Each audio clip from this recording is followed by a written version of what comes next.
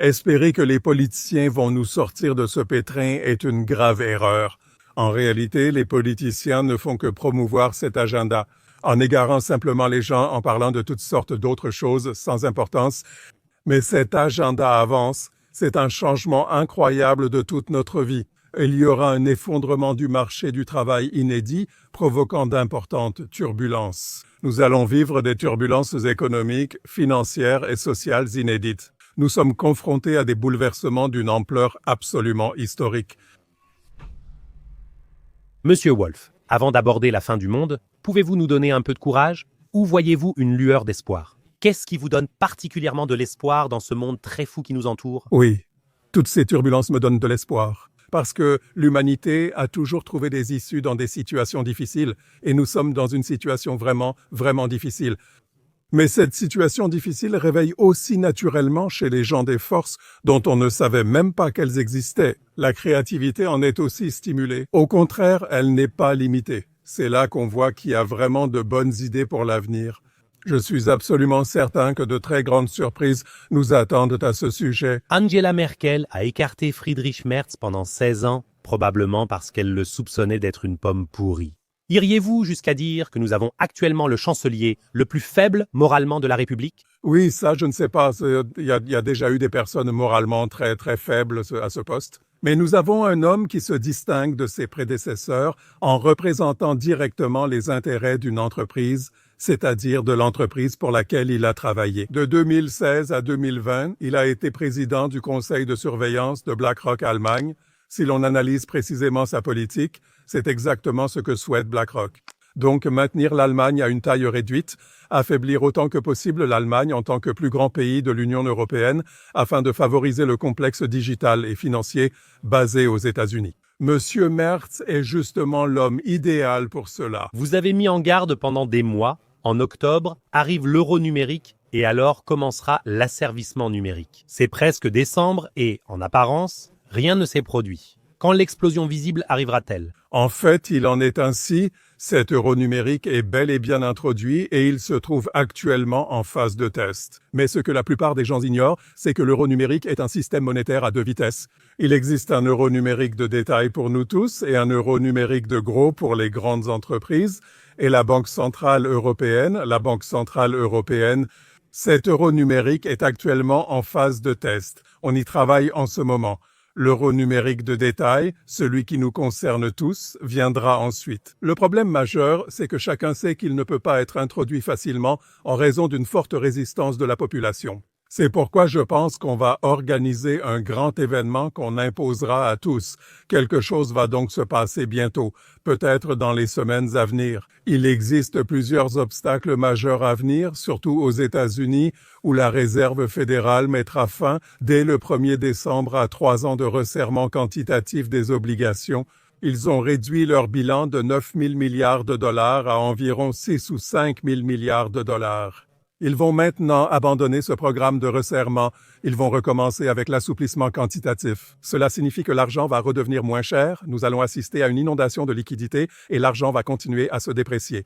Cela va évidemment entraîner de gros problèmes. Il est possible qu'ils saisissent cette occasion pour réellement introduire le nouvel euro numérique, également sous sa forme de détail. Dans le passé, c'était effectivement le cas. Au moment où l'argent devient à nouveau moins cher, ou bien lorsque de l'argent est imprimé et que les marchés sont inondés, la prochaine grande crise est généralement déjà imminente.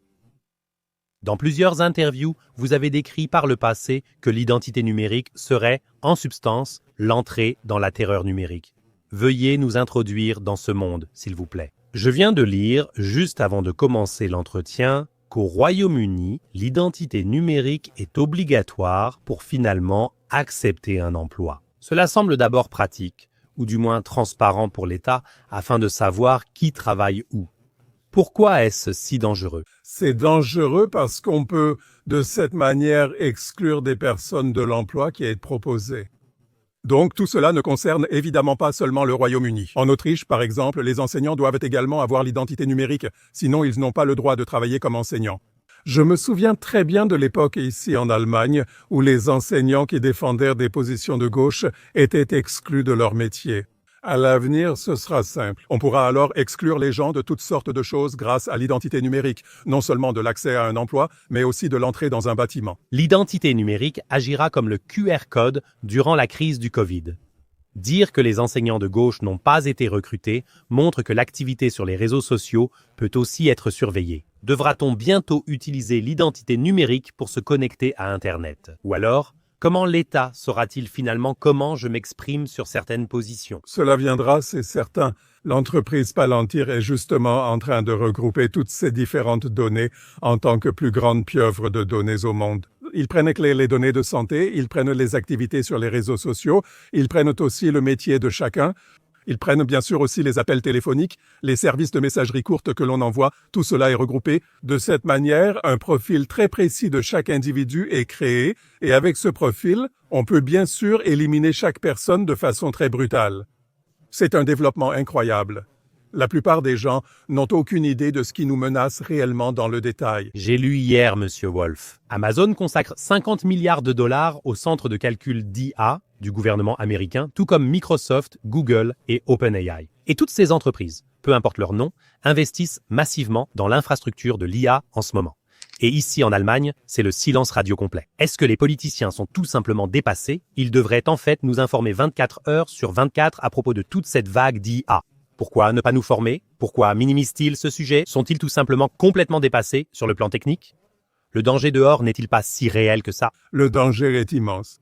Mais je pense aussi que les politiciens sont choisis justement parce qu'ils ont très peu de connaissances techniques dans ce domaine. Je crois que le citoyen lambda n'a aucune idée à quel point beaucoup de politiciens savent peu de choses sur le développement technologique. Je me souviens seulement de notre dernier ministre de l'économie qui n'avait absolument aucune connaissance en économie. En politique, certains sont facilement manipulables. Il faut savoir que les politiciens sont des personnes vaniteuses. Ce sont des gens qui recherchent la reconnaissance, des gens qui peuvent aussi être facilement achetés.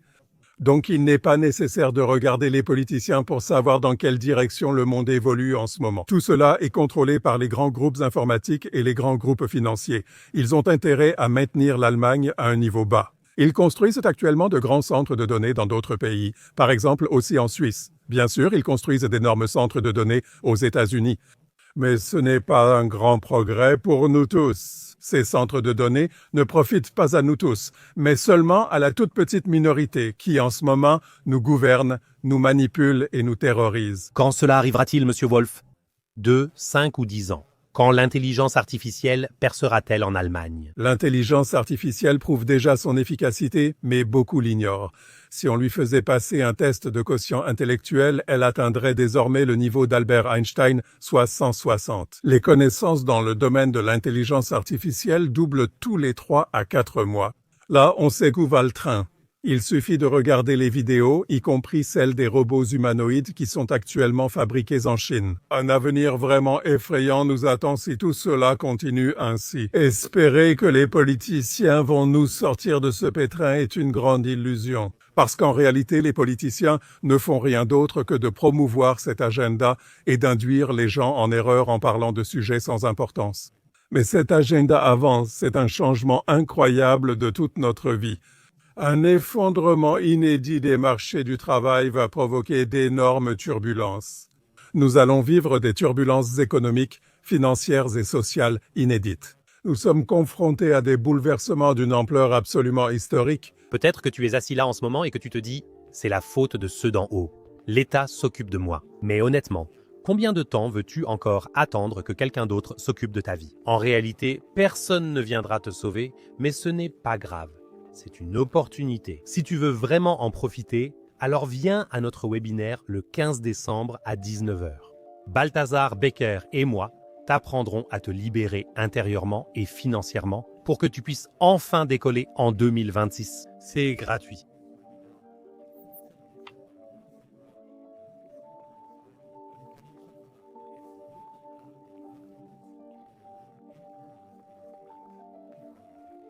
Vous évoquez la croissance exponentielle de ChatGPT ou de l'intelligence artificielle qui augmenterait de 300% par an. Cette année, c'est un facteur 4, l'an prochain 16, dans 5 ans 1056, dans 6 ans plus de 4000. On évoque souvent le Great Reset en 2030. À quoi devons-nous nous attendre? Il suffit de réfléchir à quels métiers pourront survivre à ce moment-là. Honnêtement, je ne connais presque aucun métier qui pourra survivre. Jeffrey Hinton, principal développeur de Google, a récemment évoqué le métier qu'il conseillerait à ses petits-enfants lors d'une interview. Je leur conseillerais de devenir plombier, mais je ne pourrais même pas leur garantir qu'ils auront encore du travail dans plus de 5 ans. Et est-ce qu'il se passe quelque chose qui nous est largement caché par les grands médias? Il suffit d'y réfléchir. En Allemagne, 5 millions de personnes travaillant dans l'administration. Ils perdront leur emploi d'ici 2030 avec une certitude absolue. Que deviendront ces personnes avec 5 à 6 millions de chômeurs, mais aussi un État qui, au final, n'a même pas les capacités financières pour leur donner assez d'argent afin qu'ils puissent mener une vie heureuse? On va alors se rabattre sur ce qu'on prévoit déjà depuis un certain temps. On va instaurer le revenu de base universel, donc donner aux gens une certaine somme chaque mois. Ce revenu de base universel ne fonctionnera pas à long terme car l'industrie réagira aussitôt. Imaginez seulement, nous avons 6 millions de chômeurs. Chacun de ces chômeurs recevra alors 1 500 € par mois de l'État. L'industrie le saura. Cet argent aura une date d'expiration et l'industrie adaptera ses prix. Cela signifie que nous allons rapidement entrer dans une spirale inflationniste qui deviendra galopante puis hyperinflation. Aucune solution à ces problèmes. Il faut aussi savoir que la classe moyenne fournit la majorité de nos impôts et qu'elle sera aussitôt détruite. En ce moment, beaucoup de choses sont perdues à cause de l'intelligence artificielle. Certaines des grandes entreprises vont utiliser l'intelligence artificielle et deviendront ainsi encore plus prospères. La classe moyenne va souffrir et continuer à se désintégrer, réduisant les recettes fiscales. L'État devra alors économiser davantage au détriment des citoyens. Nous sommes confrontés à une énorme vague de mesures d'austérité. Je vois vraiment de très grandes turbulences arriver vers nous. Vous avez évoqué Trump au début. Cela m'a un peu perturbé ces dernières semaines. Mamdani, le nouveau maire de New York, a qualifié Trump de fasciste de droite. Trump traite Mamdani de fasciste de gauche. Quelques jours après, à la cérémonie d'inauguration à la Maison-Blanche, il s'enlace et joue les meilleurs amis façon bromance. Vous ressentez ça aussi? Ces images sont un peu troublantes, parce que c'est vraiment une mise en scène parfaite là-bas. Qu'ils se cannibalisent tous en public d'une certaine manière, puis qu'en coulisses, ils se retrouvent tous ensemble pour boire un verre. Et c'est comme ça a toujours été comme ça avant aussi. Lors de la première campagne électorale, Donald Trump a dit que si Hillary Clinton devenait présidente, elle finirait immédiatement en prison. Lors de son investiture, Hillary Clinton était présente. Ils se sont salués cordialement. Nous devons arrêter de croire un seul mot de ce que disent les politiciens et même de regarder les politiciens pour savoir ce qui nous attend dans les prochaines semaines. Les politiciens ne sont rien d'autre que des marionnettes. Les véritables détenteurs du pouvoir de notre époque sont en coulisses et dirigent tous ces politiciens. Donc bien plus puissants que M. Merz. Par exemple, en coulisses, Larry Fink, le directeur général de BlackRock, est peut-être l'homme le plus puissant du monde. Mais lui-même dépend déjà de l'intelligence artificielle. Parce que le pouvoir de Larry Fink repose en grande partie sur le système d'analyse de données financières Aladdin. Celui-ci est aussi relié à l'intelligence artificielle, dont dépendent les grandes banques centrales. Ce n'est plus un humain qui contrôle le système financier et nous domine, mais l'intelligence artificielle. Le scandale Epstein refait surface aux États-Unis. Pensez-vous que cela sera le grand obstacle pour Donald Trump? Je pense que Donald Trump est souvent victime de chantage, non seulement à cause du scandale Epstein aux États-Unis, mais aussi de ses liens avec la Russie. Nous savons qu'il a entretenu par le passé des relations d'affaires très douteuses avec la Russie, collaborant parfois avec la mafia russe. Il est allé à Saint-Pétersbourg lui-même. Il paraît qu'il existe effectivement plusieurs vidéos qui circulent à son sujet et qui ne le montrent pas sous un jour très favorable. Donald Trump, selon moi, subit du chantage de tous côtés et en profite pour en tirer le meilleur. Je pense qu'il sera remplacé dans les prochains mois. On voit clairement en arrière-plan que J.D. Vance et Marco Rubio attendent leur tour. Les deux sont clairement en désaccord, l'un est sponsorisé par Peter Thiel, l'autre par Larry Ellison, patron d'Oracle. Je pense que les deux ne sont pas vraiment d'accord non plus. Donc, il est possible qu'on assiste encore à une petite lutte de pouvoir. L'essentiel est qu'ils ne représentent que le complexe digital et financier des États-Unis. Vous le pensez? C'est aussi la raison pour laquelle Donald Trump a contribué au plus long shutdown de l'histoire des États-Unis afin de finalement étouffer ces scandales. Oui, bien sûr. C'est aussi l'une des nombreuses raisons à cela. Aussi le déploiement de la garde nationale partout. Il a fait déployer la garde nationale dans certaines villes démocrates. Donc, aussi ses actions militaires contre le Venezuela. Tout cela, ce sont d'énormes manœuvres de diversion, même si cela peut bien sûr devenir sérieux. Je pense qu'une guerre contre le Venezuela est très probable, que ce soit en conséquence ou parallèlement à l'extension du conflit au Moyen-Orient. Pour moi, l'agenda en arrière-plan ressemble à ceci. Les États-Unis essaient de se retirer lentement de l'Ukraine, mais qu'ensuite on agira avec Israël contre l'Iran. L'Iran fermera alors le détroit d'Ormuz et les États-Unis occuperont ensuite le Venezuela pour y puiser leur pétrole. Donc je pense qu'il y a un grand agenda en arrière-plan qui mise sur les guerres. Nous savons que l'industrie de l'armement croît de façon inimaginable, non seulement en Occident mais aussi en Orient. En Russie, les dépenses d'armement ont augmenté de 30% rien qu'en 2024. Pourquoi? Pourquoi le Venezuela est-il important pour les Américains? Est-ce à cause de ses réserves de pétrole? En a-t-il réellement? Ce pays détient les plus grandes réserves mondiales, dépassant l'Arabie saoudite, l'Irak et l'Iran réunis. Donc c'est vraiment très intéressant. En plus, il a aussi un président qui, depuis longtemps, se présente toujours comme un homme de gauche proche du peuple. C'est évidemment aussi une cible idéologique idéale pour Donald Trump, qui a décidé que la gauche est responsable de la grande misère du monde, pour détourner l'attention du fait qu'en réalité, ce sont les entreprises du numérique et les groupes financiers qui en sont responsables. Donc tout cela s'accorde parfaitement. Si le détroit d'Ormuz était vraiment fermé, ce serait très désagréable pour le Venezuela. Pourquoi les médias se répandent-ils en louanges sur Donald Trump à propos du plan de paix pour Gaza? Concernant le plan de paix en Ukraine, on nuance soudainement, disant qu'il a passé une mauvaise journée en l'annonçant. D'où vient cette double morale? Oui, c'est absolument incroyable. Donc à Gaza, il faut dire qu'il n'y a pas non plus de paix dans la bande de Gaza. Israël n'est pas devenu plus pacifique depuis l'accord. Israël a attaqué la Syrie ces derniers jours, il a attaqué le Liban. Tout cela ne nous est pas rapporté. Nous n'en apprenons pratiquement rien. À mes yeux, l'Ukraine sert de grande diversion pour préparer une guerre plus importante au Moyen-Orient.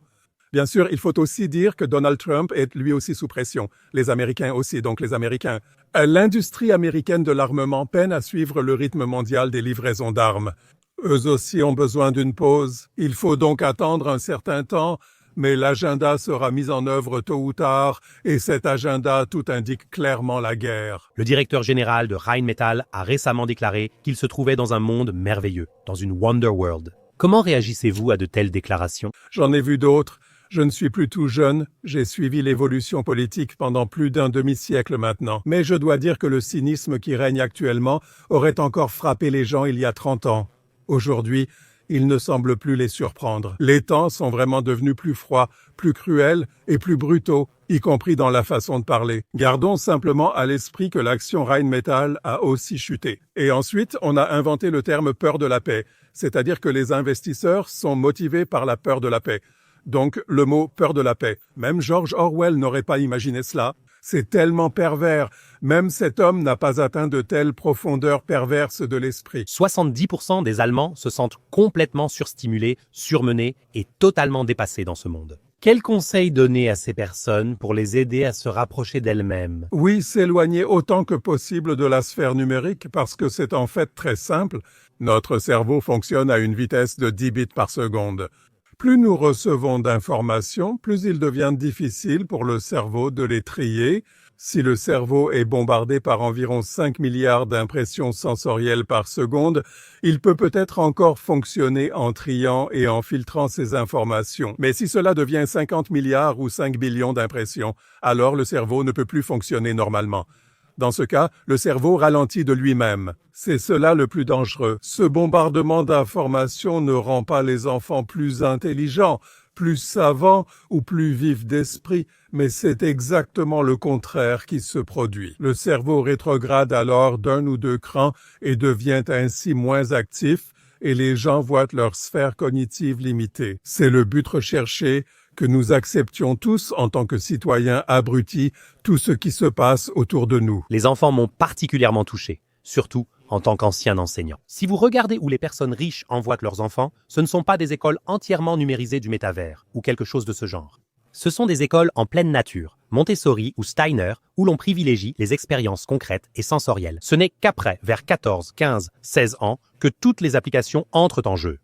Je pense que c'est ça, le fossé entre les riches et les pauvres à l'avenir. On voit ainsi combien de temps les jeunes passent déjà sur les appareils numériques. J'ai mené des enquêtes dans les écoles. Souvent, il y a ce temps numérique. Les élèves de 8e ou 9e passent encore 8 à 10 heures par jour sur des appareils numériques à l'école et après. Oui, c'est vraiment terrible. Les gens devraient aussi prêter attention lorsqu'ils entendent que les écoles Waldorf et les écoles Montessori prospèrent particulièrement dans la Silicon Valley comme jamais auparavant.